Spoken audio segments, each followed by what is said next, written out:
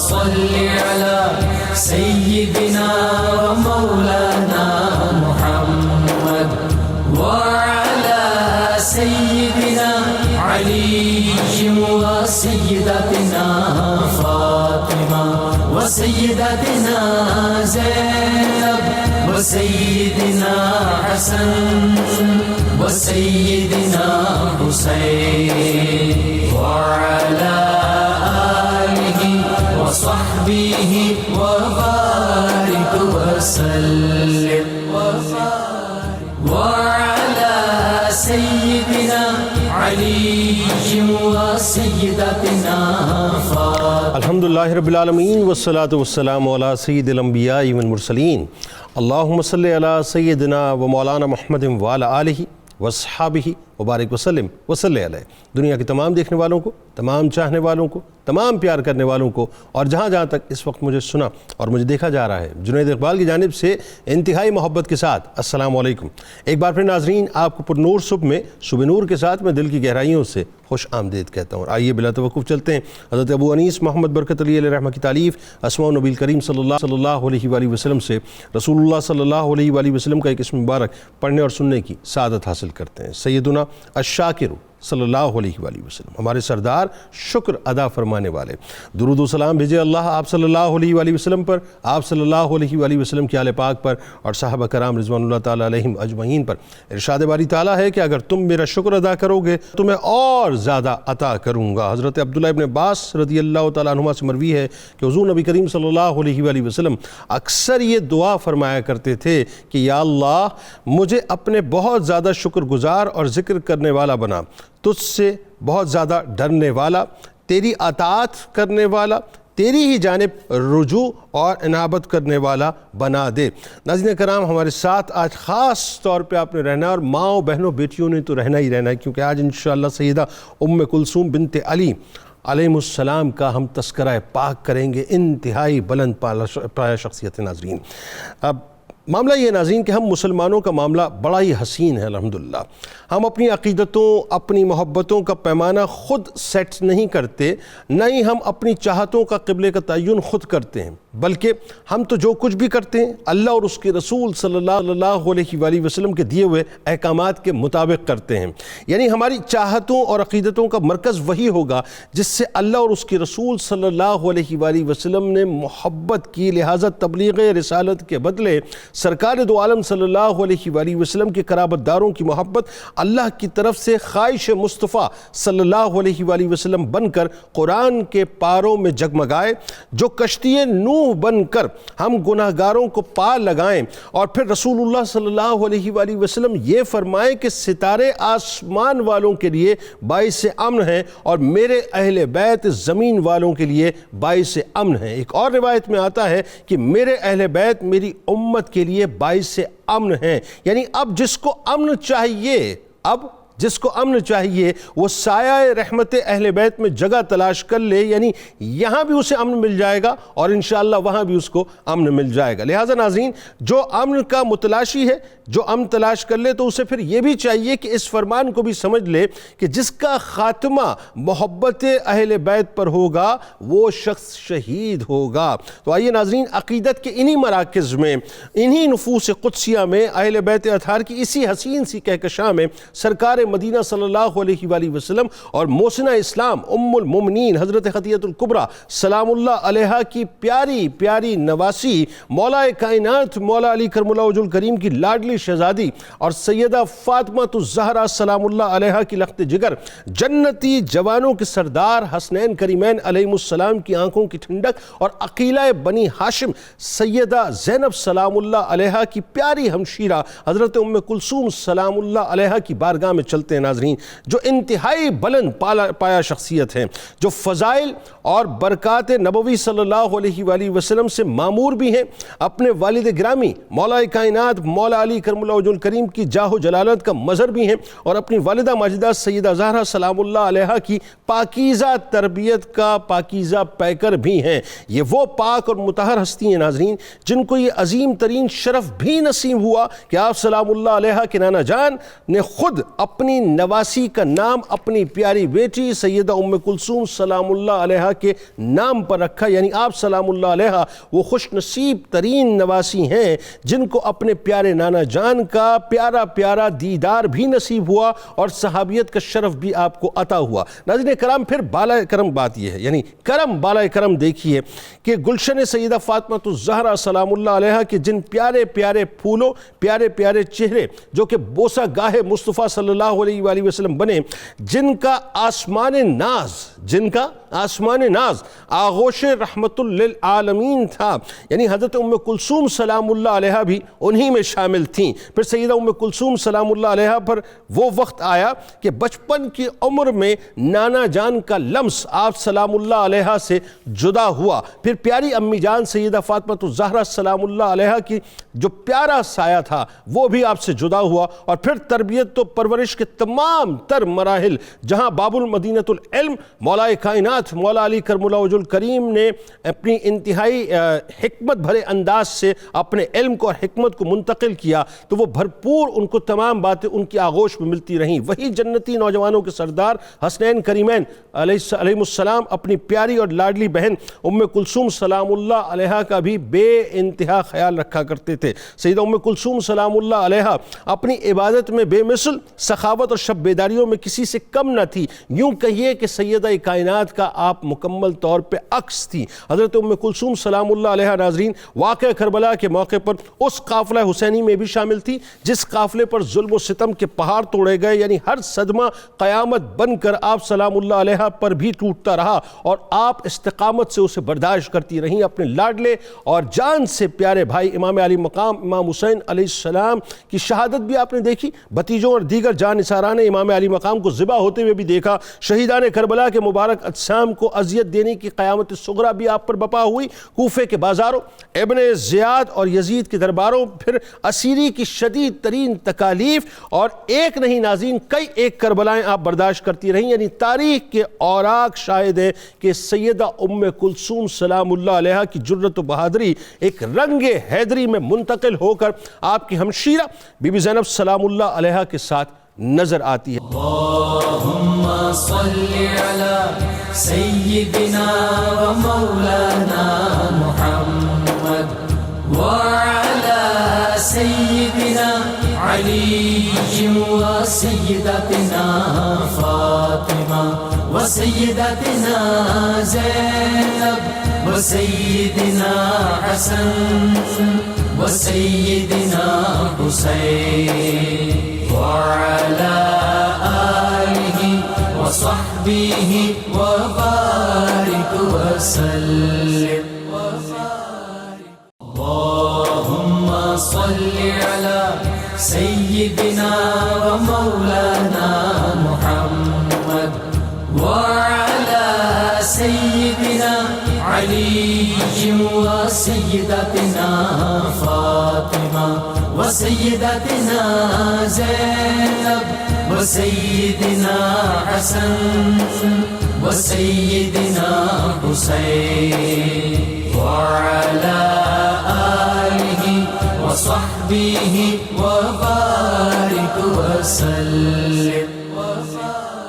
اہل بیت کے فضائل، ان کے مناقب، اور بات یہ ان سے محبت اور مودت، قرآن حدیث سرکار علیہ السلام کا عمل سبھی کچھ یہ بتلا رہا ہے کہ یہ مرکز ہے محبتوں کے۔ جی بسم اللہ الرحمن الرحیم۔ آپ نے جو اہل بیت اطہار کے ساتھ محبت کے حوالے سے اشارہ فرمایا ہے تو یقیناً اس میں کوئی دوسری رائے ہے ہی نہیں جو کلمہ طیبہ پڑھتا ہو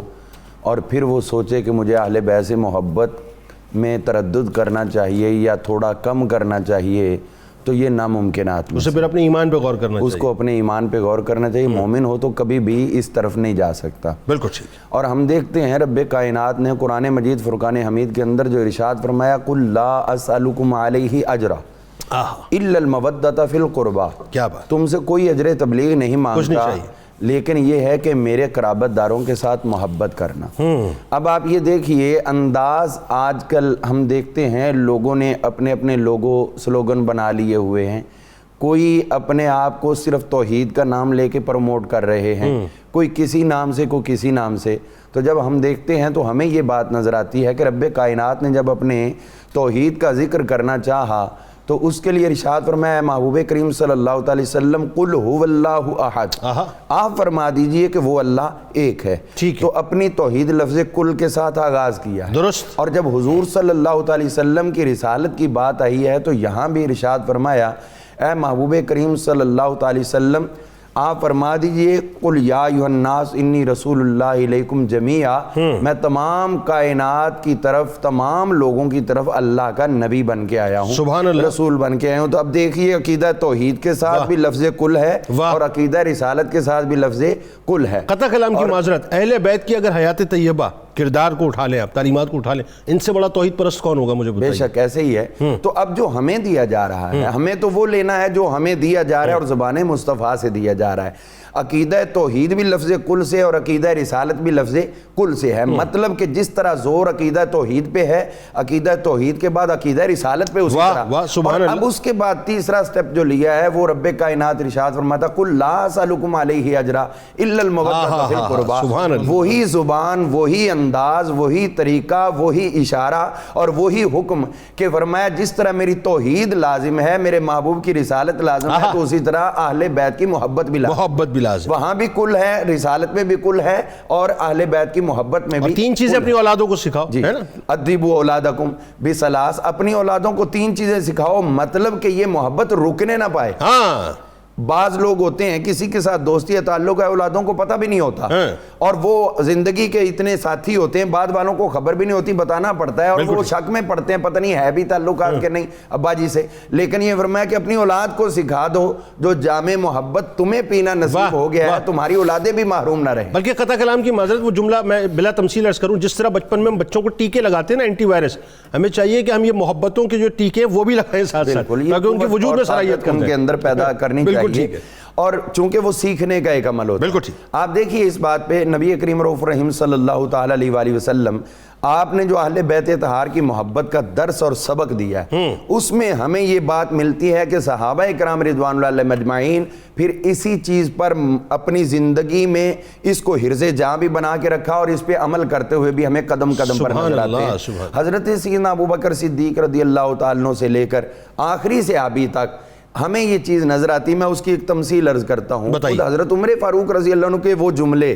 وہ سمجھنے والوں کے لیے اپنے اندر بہت بڑا خزانہ رکھتے ہیں۔ جو حضرت امام حسین پاک رضی اللہ عنہ آپ سے ملاقات کے لیے آئے تھے تو عبداللہ بن عمر بیٹھے ہوئے تھے، ملاقات نہیں ہو پا رہی تھی، باہر سے سفراء وغیرہ آئے ہوئے تھے، ان کے ساتھ ملاقاتیں تھی۔ اب جب یہ واپس گئے تو امام پاک نے سوچا کہ جب باپ کے پاس بیٹے کو ملنے کا وقت نہیں ہے تو مجھے کہاں ملے گی۔ وہ واپس گئے، نماز کے وقت پہ جب ملاقات ہوئی تو آپ فرمانے لگے حضرت عمر فاروق کہ آپ کبھی ملاقات کے لیے تشریف لے آیا کریں، تو انہوں نے مان جواب دیا تو میں تو آیا تھا لیکن آپ سے ملاقات نہیں ہو پائی چونکہ رش زیادہ تھا اور لوگ اس طرح، آپ کا بیٹا جب نہیں مل رہا تھا، یہ بات ہے، آپ کے بیٹے کی ملاقات نہیں ہو رہی تھی تو پھر مجھ سے کیسے ہوتی۔ تو یہاں حضرت عمر فاروق فرمانے لگے اے امام حسین پاک، آپ نے خود کو میرے بیٹے کے برابر کیسے سمجھا؟ اللہ آپ نے سمجھا بیٹے سے نہیں ملوں گا تو آپ سے بھی نہیں ملے۔ آپ نے فرمایا واللہ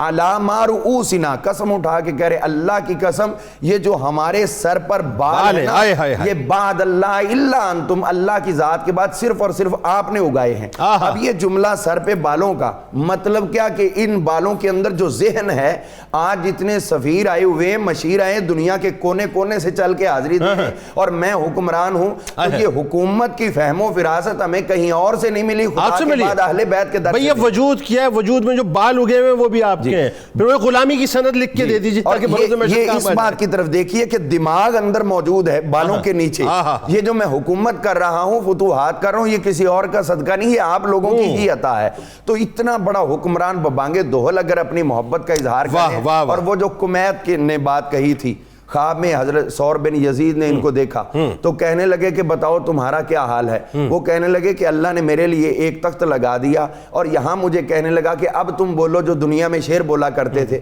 تو میں نے شعر بولے اور جب وہ شعر بولا تو رب کائنات کی طرف سے حکم جاری ہوا کہ تو وہ بندہ ہے جس کو دنیا نے دھوکہ نہیں دیا، اور تو اہل بیت کی محبت کے اندر فنا رہا اور ان کی شان میں تو اشعار لکھتا رہا، 1000 سے زائد اشعار لکھے۔ رب نے مجھے فرمایا جاؤ اہل بیت کی محبت کے ایک ایک شعر کے بدلے ہم تیرا ایک ایک درجہ بلند کرتے ہیں۔ سبحان اللہ۔ بات آگے بڑھاتے ہیں علامہ صاحب۔ ظاہر ہے سیدنا عمر فاروق رضی اللہ تعالیٰ عنہ کا تذکرہ پاک ہے، آگے بھی جا کے آئے گا،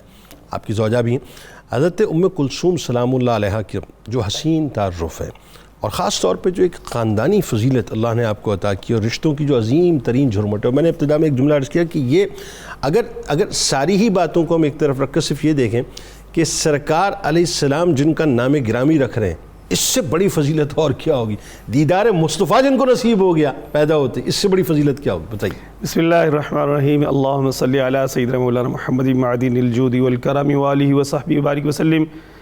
بے شک میں سوچ رہا تھا کہ آغاز جو ہے وہ اپنے امام کے اس کلام سے کروں کہ کیا بات رضا اس چمنستان کرم کی، زہرا ہے کلی جس میں حسین اور حسن پھول۔ یہ یقیناً چمنستان کرم ہے، یہ بڑا خوبصورت لفظ سید اعلیٰ حضرت نے ہمیں دیا ہے۔ تو چمنستان کرم کے جو کہہ لیجیے کہ ہر پھول کی ہر کلی کی جو خوشبو ہے وہ نرالی ہے، اور وہ پاکیزہ ہے، طاہر ہے، مطہر ہے،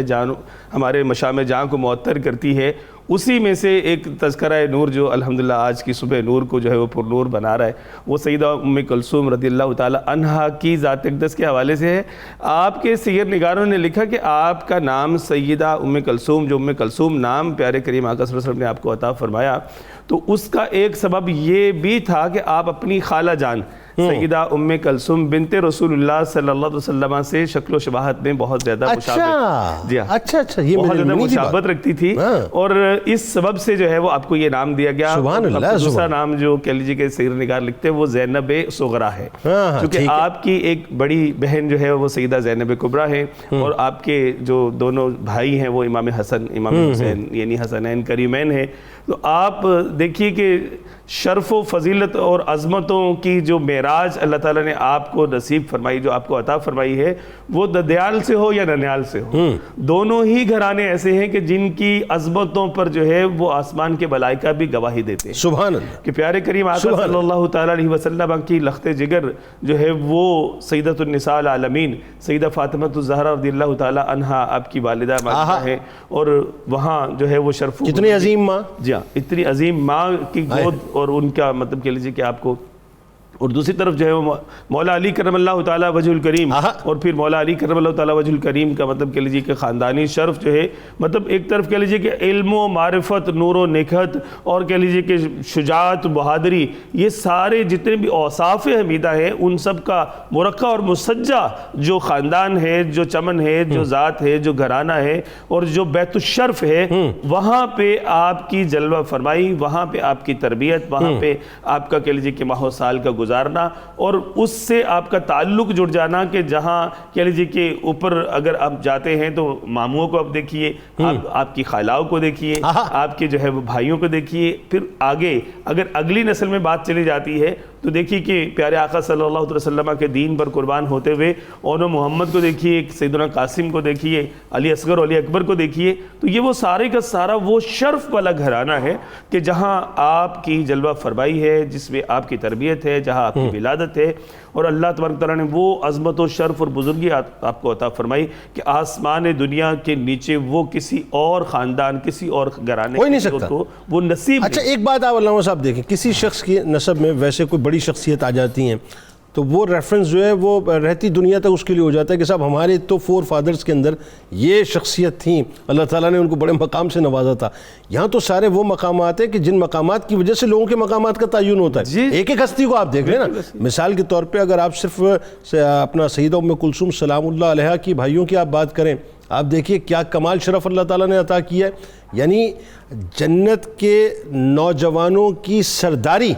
جن کے تاج پہ سجے وہ آپ کے بھائی ہو تو اس سے بڑا شرف اور کیا ہوگا؟ آپ بتائیے ذرا۔ جی جی بالکل، آپ دیکھیے کہ اگر آپ بات کرتے ہیں آیت تطہیر کی شان کی تو اس کا مالک یہ گھرانہ ہے، اگر آپ جو ہے وہ علم و معرفت کی بات کرتے ہیں تو ادھر جو ہے وہ باب العلم آپ کے والد گرامی ہیں، اگر آپ کے لیجیے کہ شجاعت کی بات کرتے ہیں تو مولا علی رضی اللہ تعالیٰ عنہ جیسی شجاعت جو ہے وہ بہادری جو ہے وہ ایک مطلب ایک استعارہ ہے کہ آپ شیر خدا ہیں، اور پھر آپ کے دونوں جو بھائی ہیں حسنین کریمین، ان کا امت پر احسان، ان کو عظمتیں اور شانیں اور بزرگیاں، ان کا سورج جو ہے وہ انشاءاللہ مطلب آپ دیکھیں کہ نہ صرف صبح قیامت تک بلکہ کہہ لیجیے کہ بعد از قیامت بھی وہ سورج جو ہے وہ ڈوبنے والا نہیں ہے، وہ ہر روز جس کی روشنی فزو ہے اور جس کی عظمتوں کے جو ہے وہ گن کہہ لیجیے کہ چار دانگے عالم جو ہے وہ اس کے پھریرے جو ہے وہ لہرائے جا رہے ہیں، تو وہ گھرانہ اللہ تبارک و تعالیٰ نے آپ کو نصیب فرمایا۔ سبحان اللہ۔ اچھا یہ جو حسین جھرمٹ ہے پروفیسر صاحب، اب اس میں ظاہر ہے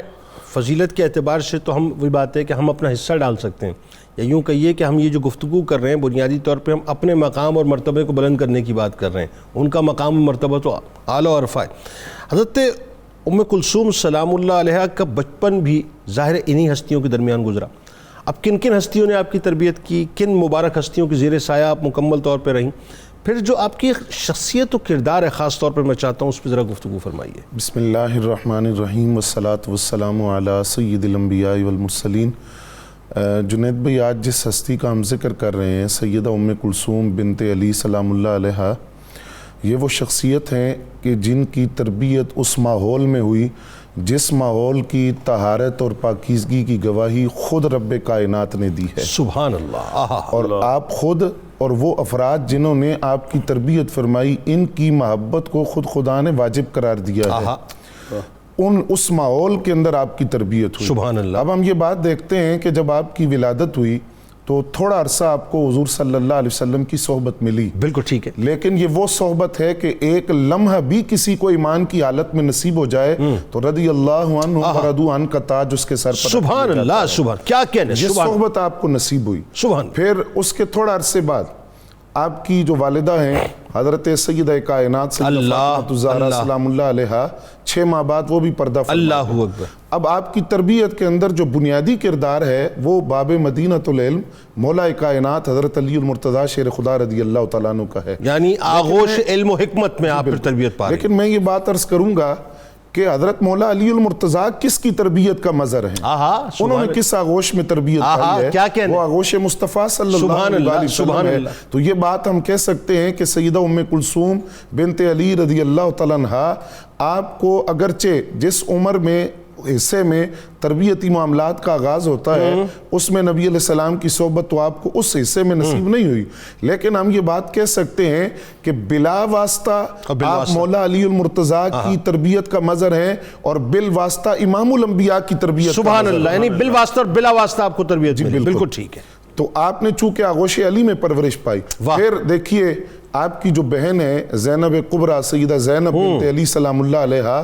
ان کی صحبت بھی آپ کو نصیب ہوئی، اور آپ کے جو خطبات ہیں کربلا سے ان کی فصاحت و بلاغت اور وہ سارے معاملات نظر آتے ہیں، آگے جا کے بات کریں گے، نظر آتا ہے۔ اچھا امام حسن پاک علیہ السلام کی صحبت آپ کو، امام حسن مجتبیٰ رضی اللہ تعالیٰ عنہ کی صحبت نصیب ہوئی، اور امام حسن مجتبیٰ کی ذات کے اندر جو صلاحیتیں تھیں ان کی جھلک ان کی ذات میں نظر آتی ہے۔ امام علی مقام کا وہ جو جرأت مندانہ کردار تھا، وہ جو شجاعت تھی، سخاوت تھی، وہ معاملہ فہمی تھی، وہ ان کی ذات میں نظر آتی ہے۔ اب جو سب سے بنیادی کردار ہے وہ مولا کائنات علی المرتضیٰ شیر خدا رضی اللہ تعالیٰ عنہ کا ہے،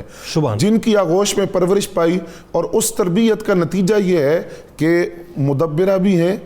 اور معاملہ فہمی ہے، سیاسی بصیرت ہے، یہاں تک کہ خلافت راشدہ کے اندر جو ایک 10 سالہ شاندار خلافت راشدہ کا دور ہے اس کا اکثر حصہ یہ خاتون اول کے منصب پر فائز رہی ہیں۔ سبحان اللہ۔ اور حضرت سیدنا فاروق اعظم رضی اللہ تعالیٰ عنہ کے جو معاملات تھے خلافت کے، ان کے اندر یہ بطور معاون ساتھ شریک رہی ہیں۔ کیا کہنے، یعنی وہ جو سیاسی بصیرت، اس کی میں ایک مثال عرض کرتا ہوں، رومن امپائر ہے، اس کے ساتھ معاملات چل رہے ہیں، خط و کتابت کا سلسلہ ہے، جو خط آتا ہے اس کا جواب دینے کے لیے جو جواب تیار کیا جاتا ہے اس میں یہ شریک ہے۔ اچھا بالکل حضرت فاروق اعظم رضی اللہ تعالیٰ عنہ کے ساتھ یہ شریک ہوتی ہیں، اور بلکہ یہاں تک لکھا کہ خود یہ جواب تیار کرتی ہیں اور پھر امیر المومنین حضرت سیدنا فاروق اعظم رضی اللہ تعالیٰ عنہ کو دکھاتی ہیں اور وہ اس کے نظر ثانی کے بعد اس کی تصدیق کرتے ہیں، یہاں تک کہ جس وقت یہ معاملات چل رہے ہیں رومن امپائر کے ساتھ کہ آفیشیلی یا ریاست کی سطح پر، تو سیاسی بصیرت دیکھیے کہ انہوں نے خیر سگالی کے طور پر جو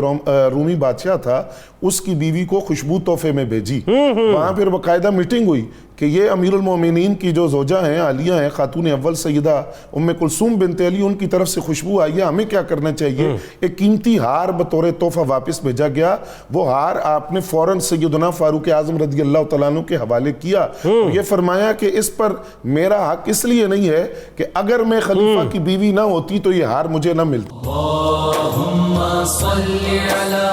سیدنا و مولانا محمد وعلى سيدنا علي وسيدتنا فاطمة وسيدتنا زينب وسيدنا حسن وسيدنا حسين وعلى آله وصحبه وبارك وسلم۔ اللهم صل على سيدنا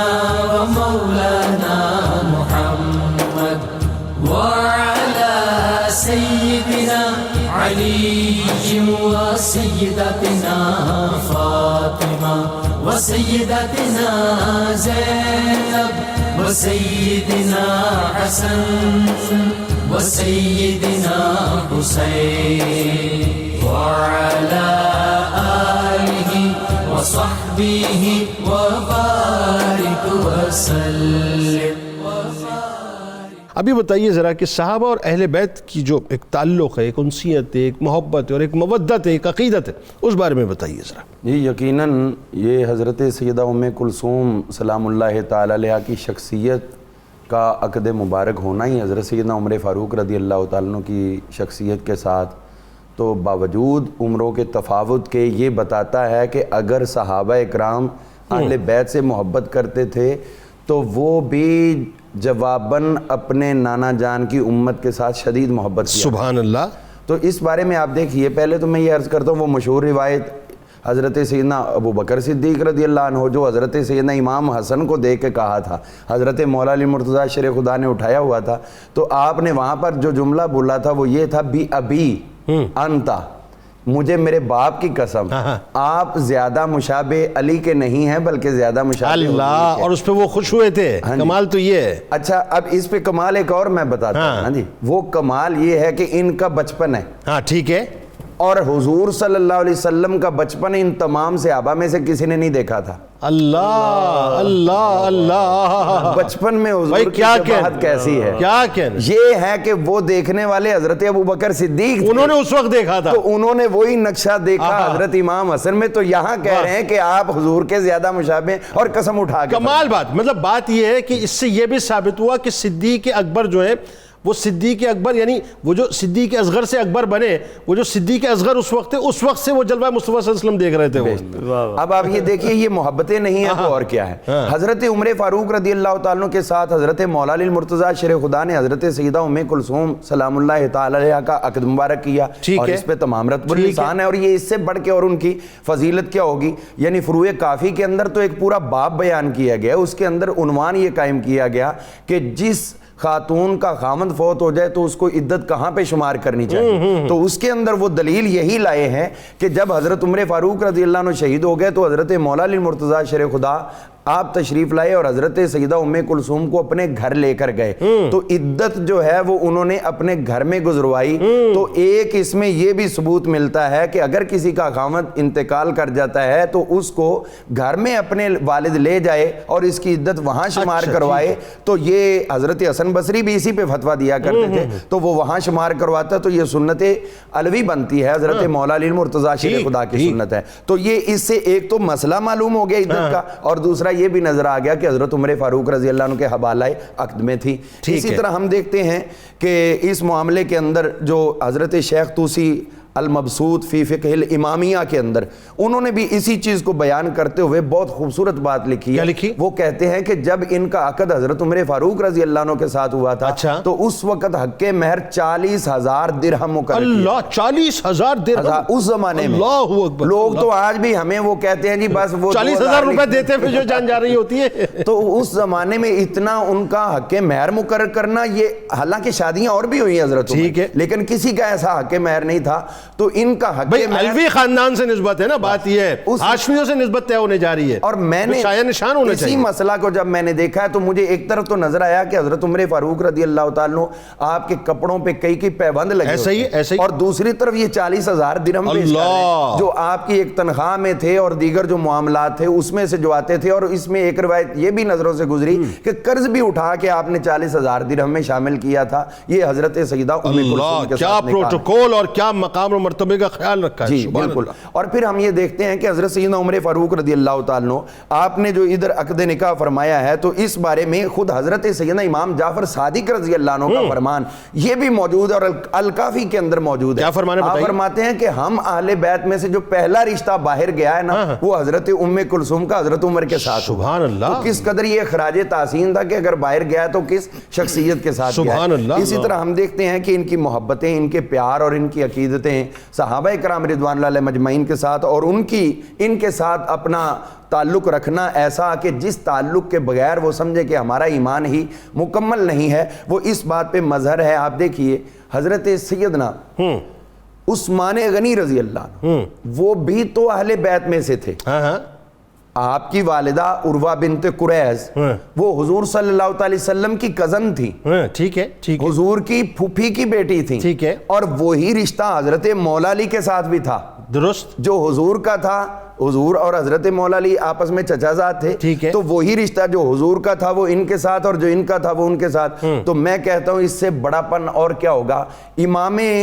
حضرت مولا علی مرتضیٰ رشتے میں ماموں لگے حضرت عثمان غنی کے رشتے میں ماموں لگے، لیکن ماموں نے حکومت چھوڑی ہے بھانجے کو عطا فرمائی. اللہ. حضرت عثمان غنی حکومت فرما رہے. اور اس پہ جو سب سے بڑی میرے دل کو مہمیز ملتی ہے اس بات سے، حضرت عمر فاروق رضی اللہ عنہ جب شہید ہو رہے تو اس وقت حضرت امام حسن پاک اور حضرت سیدنا مولا علی مرتضیٰ مارداری کے لیے آتے ہیں. تو حضرت سیدنا اب جب یاروں کو یار ملتے ہیں نا تو غم کی کیفیت اور اس کا اظہار کیا ہوتا ہے. حضرت عمر فاروق اونچی آواز میں رونا شروع ہو گئے اور حضرت علی پاک پوچھنے لگے آپ کو کیا ہوا، کیا موت سے ڈر گئے؟ فرمایا موت سے نہیں ڈرا، اس کے بعد جو مرحلہ ہے اس سے ڈر رہا ہوں. کیا مرحلہ؟ انہوں نے کہا ابھی میں مروں گا تو آسمان سے آواز آئے گی، پتہ نہیں یہ آتی کہ اس کو جنت میں لے جاؤ یا یہ آتی کہ وہی خوف اور امید والی بات، خوف ذہن میں. حضرت مولا علی پاک فرمانے لگے اگر مجھے یقین نہ ہوتا کہ آپ کا اسی جگہ پہ انتقال ہو جائے گا، شہادت ہو جائے گی، تو میں کبھی نہ بتاتا. لیکن اب آپ کو وہ بات بتا رہا ہوں جو میں نے حضور سے بار بار سنی ہے. وہ بات بتاتا ہوں. وہ یہ بات تھی، آپ فرماتے تھے کہ حضور نے فرمایا ان ابا بکرن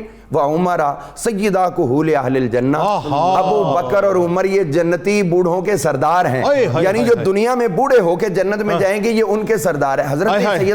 حضرت سیدنا عمر فاروق پوچھتے ہیں یہ آپ مجھے مطمئن کرنے کے لیے کہہ رہے ہیں؟ انہوں نے کہا نہیں، میں نے حضور سے یہ بار سنا. اب اس پہ آگے دیکھیے حضرت عمر فاروق کا عقیدہ وہ یہ ہے. آپ نے حضرت امام حسن کی طرف دیکھا اور فرمانے لگے آپ نے سنا ہے جو آپ کے ابا جی نے کہا؟ انہوں نے کہا جی سنا ہے. گواہ بن جائے، پھر گواہ بن جائے. اچھا اب وہ اس پہ گواہ بنے اور اس گواہی کا آگے کیا رزلٹ نکلا؟ جو آپ نے 6 رکنی کمیٹی بنائی اپنی شہادت کے بعد کہ یہ 6 اصحاب ہیں، ان 6 اصحاب کو جو آپ نے مقرر کیا اس پہ حضرت امام حسن کو گواہ بنایا. اللہ. خلافت کمیٹی کا گواہ حضرت امام حسن. سبحان. دیکھیں پروفیسر صاحب آخر میں یہی جن مصائب کا ذکر کیا آپ نے کہ پاک بیبیوں کی طرح ظاہر ہے آپ نے بھی جن مصائب کا سامنا کیا، خاص طور پہ جن امتحانات سے آپ گزری، جن آزمائشوں سے گزری. اور وہی بات ہے میں عموماً ایک جملہ کہتا ہوں ان ہستیوں کے لیے خاص طور پہ، یہ جو پاک بیبیاں ہیں انہوں نے تو ایک نہیں کئی کربلائیں ایک وقت میں دیکھی، بار کربلائیں دیکھی، بار کربلائیں ان کے اوپر ٹوٹتی رہیں. ایک خطبہ آپ کا کوفے میں خاص طور پہ جو بڑا مشہور زمانہ خطبہ ہے، میں چاہتا ہوں اس پہ بھی ذرا صاحب کلام فرمائیں. جنید بھائی ہم بنیادی طور پر یہ دیکھتے ہیں کہ میدان کربلا میں 3 قسم کے چیلنج خواتین کے سامنے تھے. ٹھیک ہے. ایک چیلنج یہ تھا کہ جب بھی کسی خانوادہ اہل بیت کے فرد کا جسم جو تھے شہادت کے بعد خیموں کی طرف آتا تو ظاہری بات ہے وہ کسی خاتون کے بھائی تھے، کسی کے بھتیجے تھے، کسی کے بھانجے تھے، تو یہ خواتین کو صبر کی تلقین کی جاتی تھی۔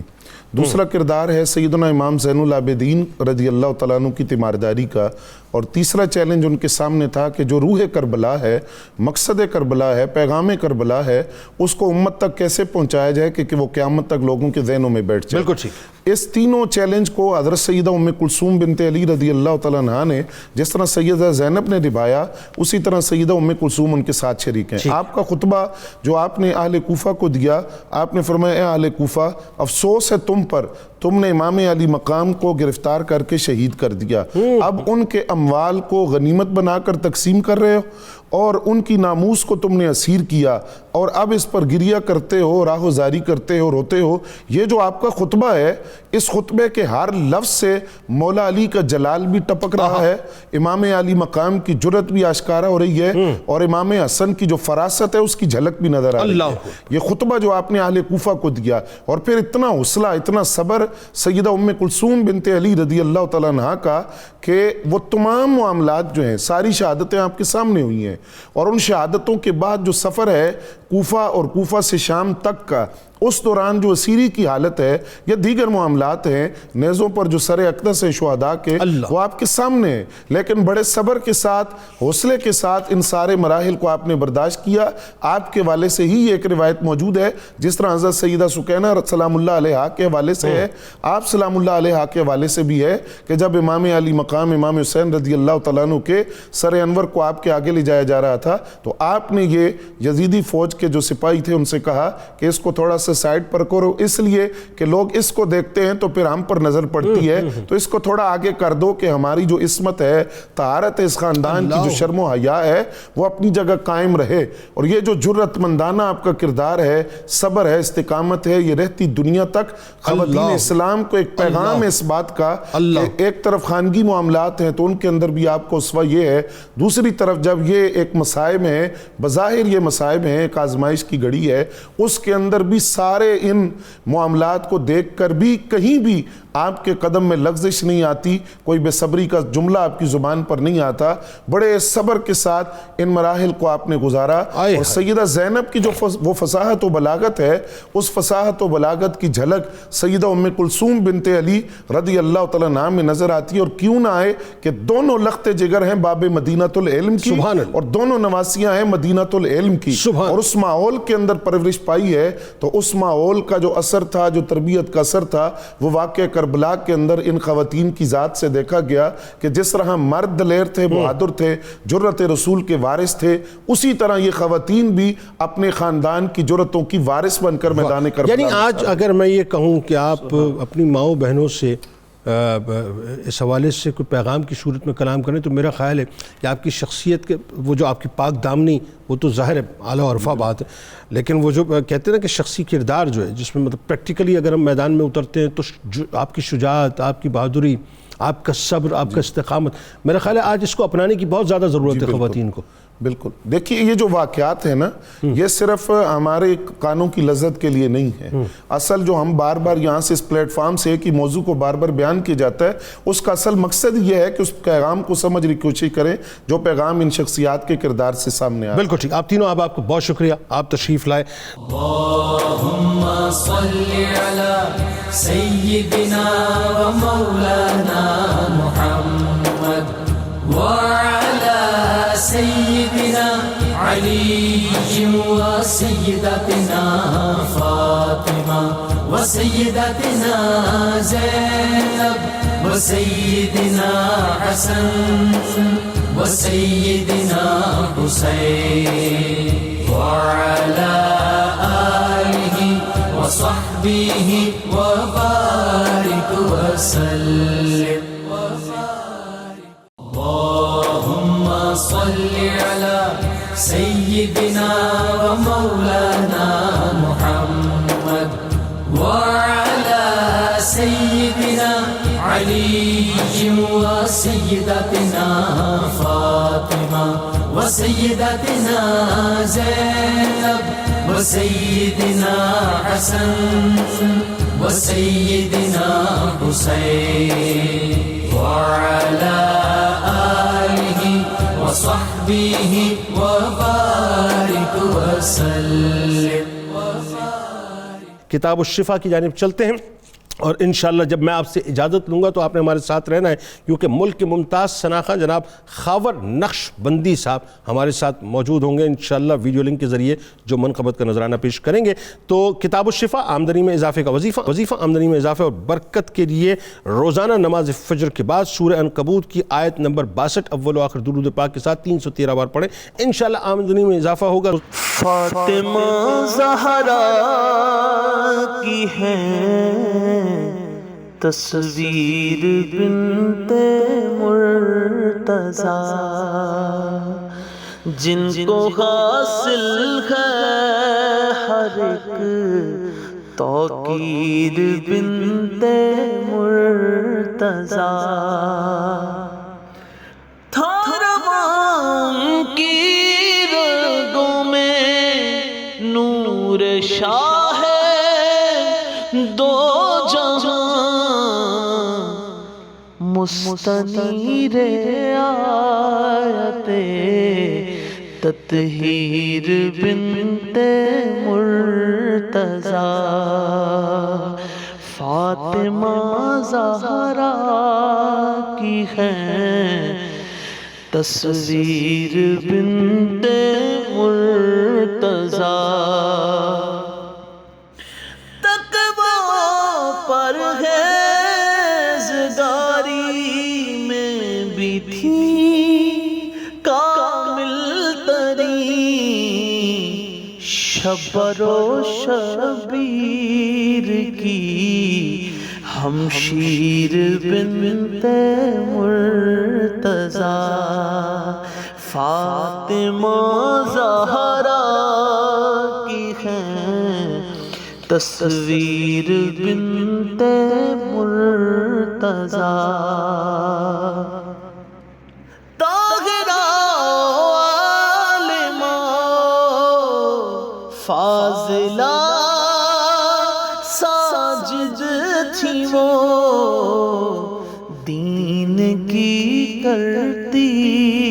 رہی تشہیر بنت مرتضیٰ. فاطمہ زہرا کی تھی تصویر بنت مرتضیٰ. اللهم صل على سيدنا ومولانا محمد وعلى سيدنا علي وسيدتنا فاطمة وسيدتنا زينب وسيدنا حسن وسيدنا حسين وعلى آله وصحبه وبارك وسلم.